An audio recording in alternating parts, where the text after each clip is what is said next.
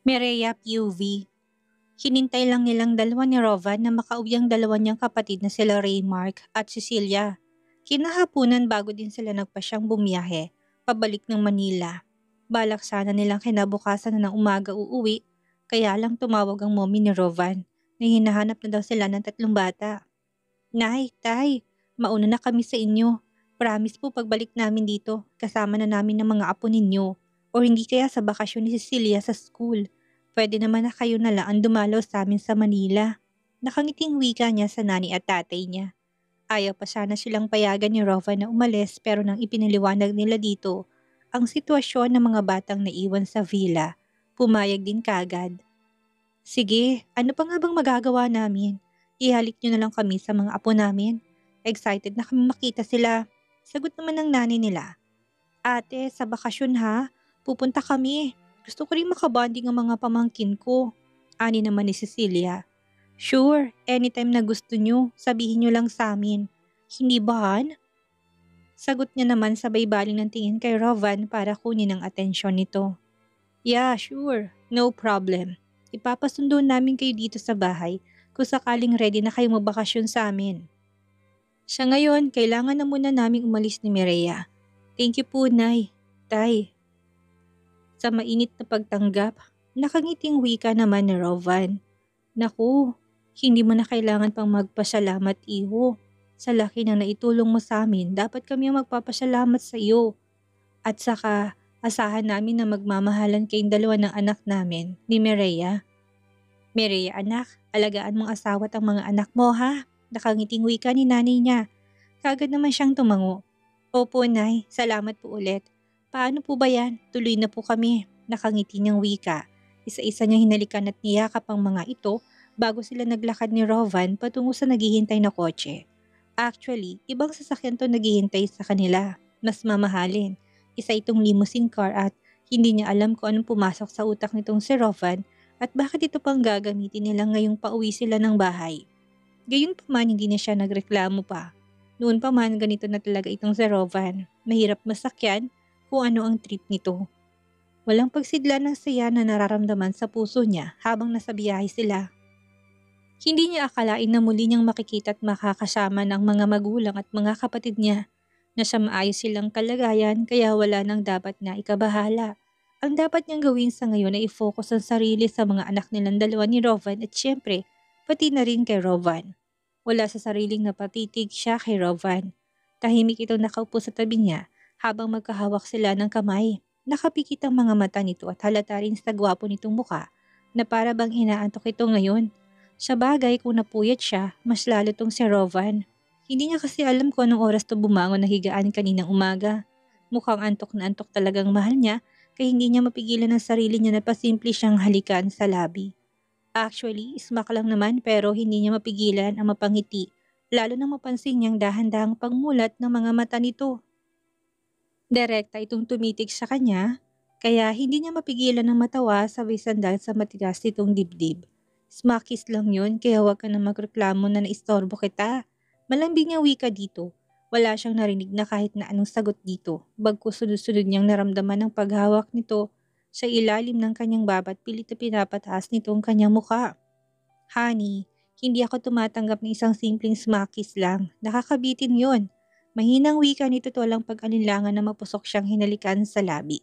Hindi naman siya nakapagreklamo. Actually, gustong gusto niyang and since madilim naman dito sa loob ng kotse, hindi naman siguro sila napapansin ng driver, hindi ba? Isa pa may harang naman between driver at dito sa likod at tinted din naman ang salamin ng sasakyan kaya walang sino man ang makakakita sa kanila. Nakalimusin sila ngayon habang may nakasunod sa kanilang tatlo pang sasakyan ng mga sakay ay mga bodyguards nitong si Rovan.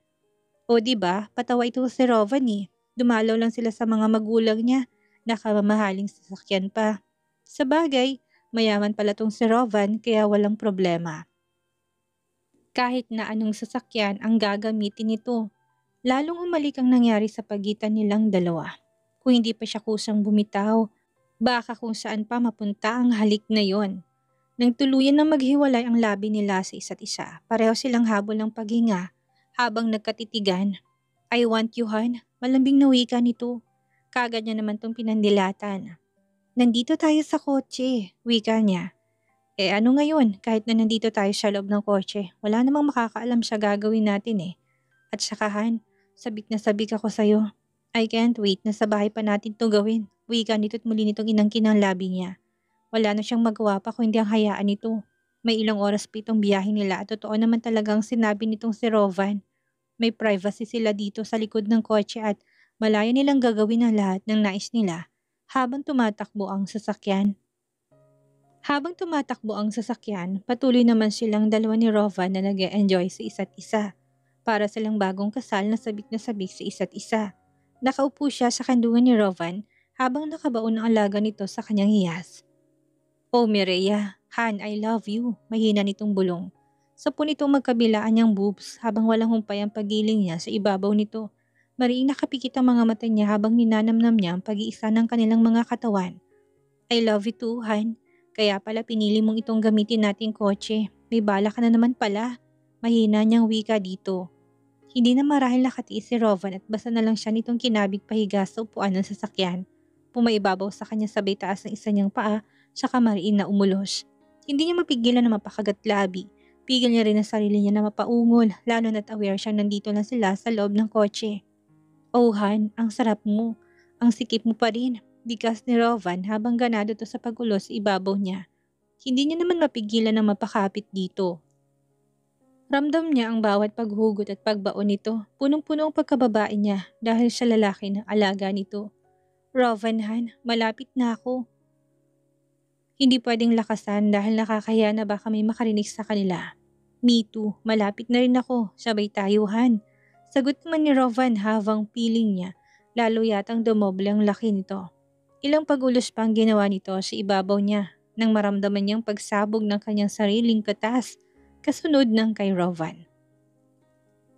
Muling pumuno sa kanyang sinapupunan ng sagana nitong katas. Pareho silang pawisan habang nakatitig sa isa't isa, habang parehong may ngiting nakaguhit sa labi.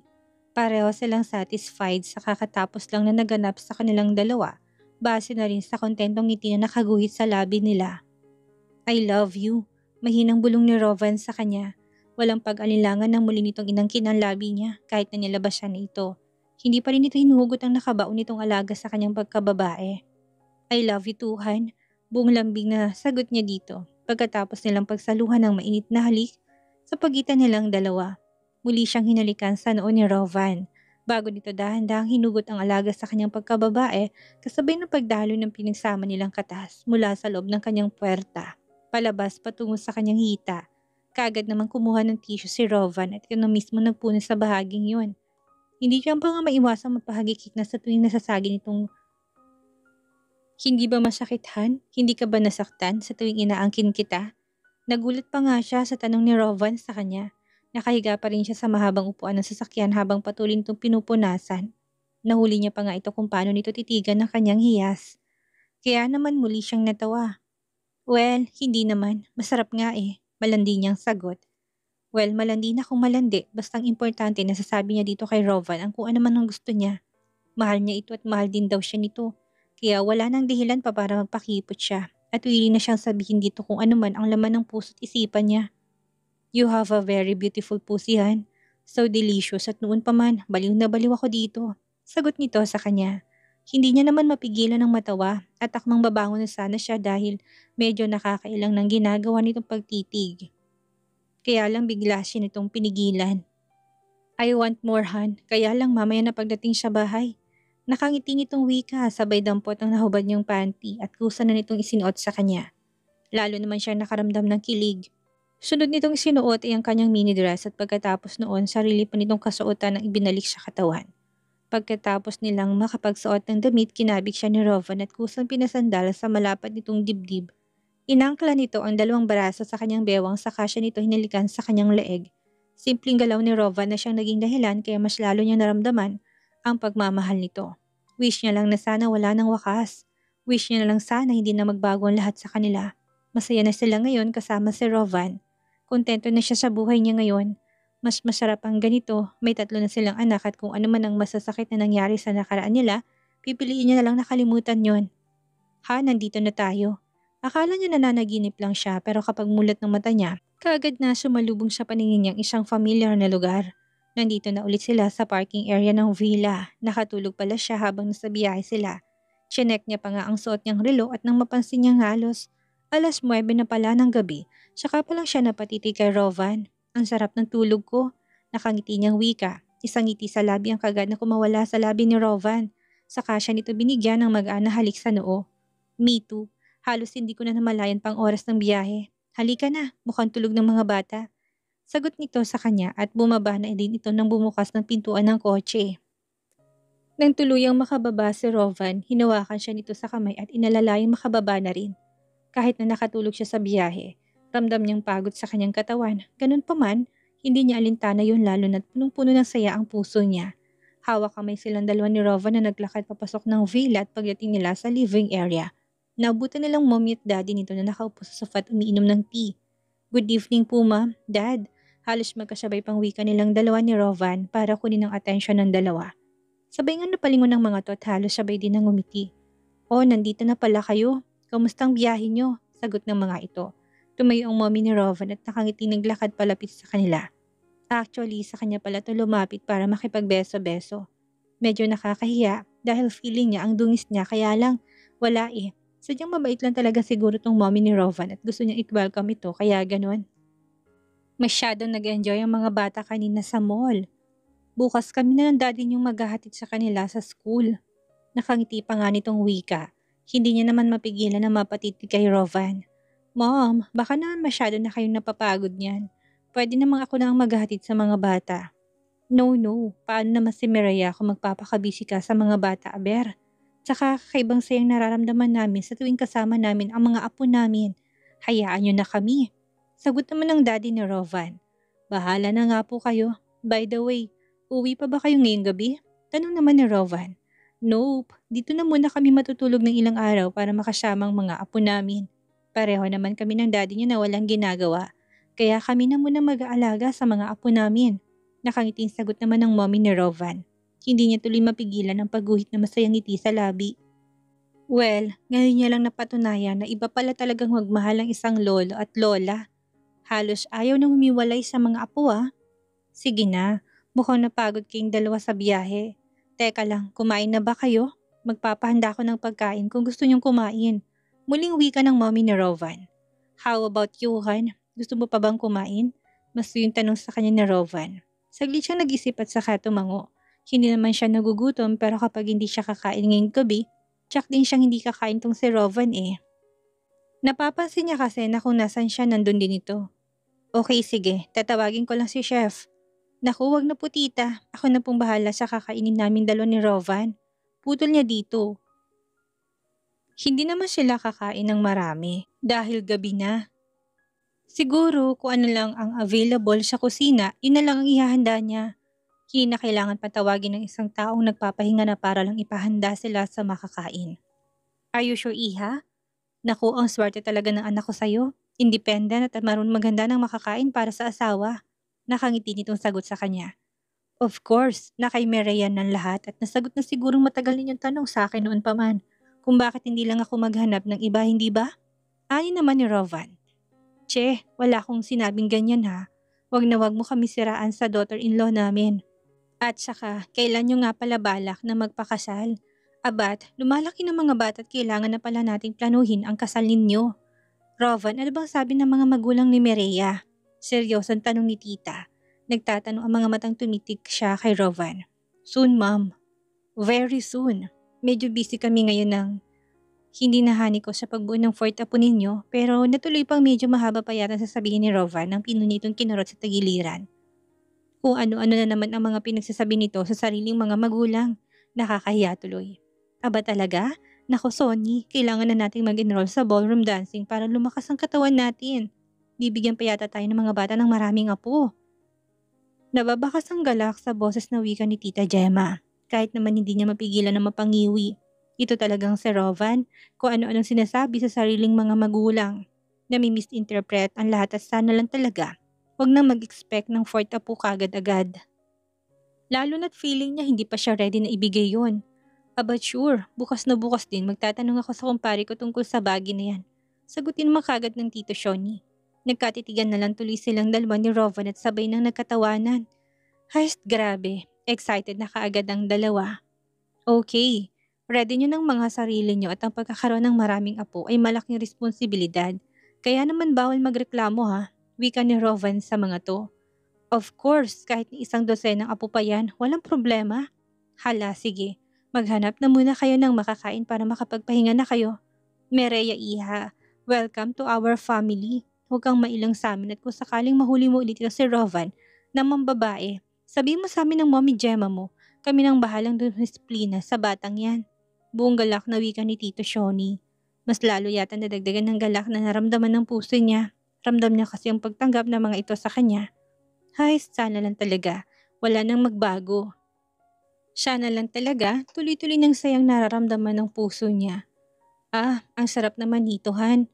Hindi niya na mabilang pa kung ilang beses niyang narinig ang katagang yun mula sa bibig ni Rovan. Actually, wala namang special siya niluto niya. Isa yung stir-fry beef broccoli. Yun lang ang nakala niyang iluto ngayong gabi lalo na't pareho na silang inaantok. Wala din sana siyang balak na bigyan ng rice itong si Rovan dahil gabi na nga pero ni-request ito at heto ito ngayon. Parang gutom na ganadong kumakain. Han, dahan-dahan lang. Baka mamaya maimpatyo ka. Gabi na't mahirap matulog ng busog. Nakangiti niyang sagot dito. Hindi na siya nag-rice. Kontento na siya sa stir-fry, broccoli lang. Starting today, ito na paborito kong pagkain, Han. Nakangiti nitong sagot sa kanya talagang dumuko ang pat binigyan siya ng halik sa labi. Hindi niya naman mapigilan na mapangiti. Sobrang lambing ni Rovan at sana pang habang buhay na ito. Sana hindi ito magbabago. Well, kung gusto mo ng ganitong pagkain, once a week kitang lulutuan ng ganito, nakangiti niyang sagot dito. Tuwang-tuwa naman itong tumango. Sure, pero bukas gusto ko ulit itang food kuhan. Sagot nito sa kanya. Hindi niya naman mapigilan ang matawa. Well, tignan natin. Sige na, kumain ka na. Naku, mukhang kailangan natin maglakad-lakad sa garden pagkatapos natin kumain. Baka mamaya hindi ka rin makatulog nito, kaagad dahil busog ka. Sagot niya dito. Mabilis na lumipas ang ilang sandali. Hinayaan niya na si Rova na kumain hanggat gusto nito. Hindi niya ito mapipigilan dahil mukhang gutom na talaga. Well, tama lang talaga naging desisyon niya na ipagluto to ng makakain eh. Kawawa naman kung matutulog itong gutom. Pagkatapos nilang kumain, nagpasya na rin silang maglakad-lakad sa buong paligid ng villa. Kailangan nilang magpababa ng kinain kaya kung ano-ano na lang tuloy ang napag-usapan nila. Rovan, ligtas na sa akin ang sinaksakan ni Felice sa yate. Pero sana, huwag mo isipin na nagkabalikan kami. Hindi niya man direktang inamin sa akin na siyang nagpakalat ng mga scandals online. Naramdaman ko naman na bumabawi siya, lalo at labis niyang pinagsisihan ang nangyari noon kay Leticia. Panimula niyang wika. Naramdaman niya na tumigil sa paghakbang si Rovan. Seryoso siya nitong hinarap habang may tipid ng ngiti na nakaguhit sa labi. Hindi mo na kailangan pang magpaliwanag tungkol sa bagay na yan dahil wala na akong pakaalam pa. Sa ngayon wala nang mas mahalaga sa akin kundi ikaw. Nasaya ko na nandito ka na sa tabi ko. Nakangiti nitong sagot sa kanya. Hindi niya naman mapigilan ang sariling mapayakap ng mahigpit dito.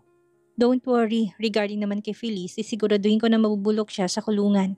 Muli nitong wika sa kanya. Hindi na siya umimik pa, may tiwala naman siya dito kay Rovan eh. Kay sarap ng pakiramdam na sa wakas magkasama na sila ngayon. Well, kaya lang naman siya nakipagkwentuhan ngayon dahil gusto niyang malaman din dito ang naging storya niya, hindi ba? Si Jonas naman kasi. Huli nang ma-realize niya sa sarili na mahal din pala nito si Leticia. Kung kailan wala na si Leticia, saka nito hinahanap. Hay, sa ngayon wala siyang ibang hangad kundi sana matagpuan din ni Jonas ang kanyang tunay na pag-ibig. Pagkatapos ng mainit na isang oras sa garden, saka pa lang sila nagpasya ni Rovan na umakyat na ng kwarto para makapagpahinga. Bago sila dumiretso sa silid nila, sinilip na muna nila ang mga anak nila sa kwarto at nang mapansin nilang nahimbing na natutulog ang mga ito, hindi na nila inistorbo at diretso na rin sila sa silid nilang dalawa. Naglinis na lang sila ng kanilang mga katawan at pagkatapos noon, sa pinanahiga ng kama at parehong mahimbing na nakatulog. Nagising na lang kinaumagahan si Rovan sa mahinang katok ng pintuan ng kanilang silid ni Mireya. Ilang saglit niya siyang napatitig sa mahimbing pang si Mireya. Bago matamis na napangiti, kay sarap ng umaga, ang sarap gumising sa umagang nang una niyang nasilayan ang babaeng kanyang iniibig. Puno ng saya ang puso niya at pinapangako niya sa sarili niya, hindi na mawawalay pang honey niya kahit na anong mangyari. Ipaglalaban niya ito kahit na kanino't hindi niya hayaan pa na may kung sinong lalapit sa kanila. Para lang sirain ang masaya nilang pagsasama. Muling napatitig si Rovan sa pintuan ng silid na muli na naman niyang marinig ang mahinang pagkatok. Wala na siyang nagawa pa kundi ang dahan-dahang bumangon. Binigyan niya na muna ng halik sa noo si Mireya bago siya bumaba sa kama. Naka-boxer shorts lang siya, kaya naman patungo na sa pintuan ng silid kung saan nakabukas pa lang. Nabungaran niyang tatlong makukulit nilang anak at nagunahan pa sa pagpasok dito sa loob ng silid. "Daddy!"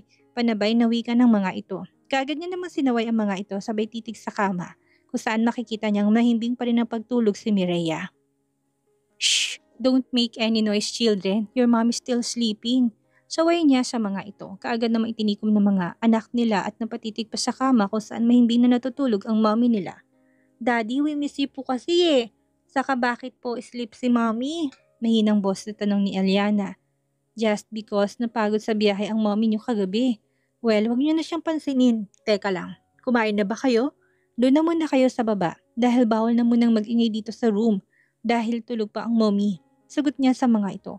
Muli na patingin ng mga inosente nitong mga mata sa kama bago sabay na tumango. "Okay po, doon na po muna kami." Kina lolo at lola, i-unboxing na lang po namin sa garden ng bagong laruan na binili nila. Sagot ng mga ito at mabilis nang lumabas ng kwarto. Ngiting-ngiting na sundan niya na lang ng tingin ang mga bata. Hayes, parang kailan lang, hindi pa rin makapaniwala si Rova na nagbunga kagad ng tatlong makukulit pero cute ng mga batang pagmamahal niya kay Maria. Muli niyang sinara ang pintuan ng silid at naglakad pabalik ng kama. Tinunghayan niyang mahimbing pa rin sa pagtulog na si Maria bago niya ito masuyong hinalikan sa labi. "I love you, honey, forever. Ikaw lang babaeng para sa akin." Mahina niyang bigkas. Muling sumilay ng matamis ng ngiti sa labi niya na mapansin niyang dahan-dahan nito nagmulat ng mga mata. Mukhang nagising ang honey niya sa simpleng paghalik niya sa labi nito.